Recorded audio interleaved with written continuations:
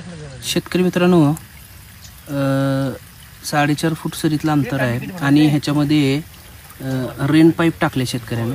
ते टाकताना पण एक सरी आड केलेला आहे. म्हणजे ज्या शेतकऱ्यांना ड्रीप टाकणं शक्य नाही किंवा ज्या शेतकऱ्यांच्या शेतामध्ये नदीचं पाणी येतं आहे, जिथं पाणी थोडं घाण आहे किंवा पाण्यात काही इम्प्युरिटीज आहेत, ड्रीप पॅक होते, अशा ठिकाणी बघा हे सिस्टीम भारी आहे.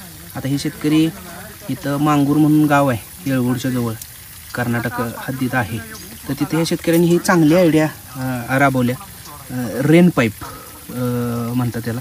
आणि पाणी आता हे कधी त्यांनी रात्रभर चालू ठेवलं ना, आता थोडा वेळ आम्ही बघायसाठी चालू केले.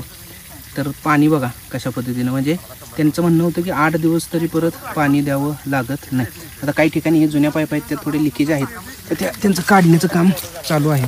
पण एक कन्सेप्ट आवडली ही आणि कन्सेप्ट केलं. आणि एक सरी आडच टाकावं लागते, त्यामुळं खर्च आणि कमी. हे बघा दिसतं.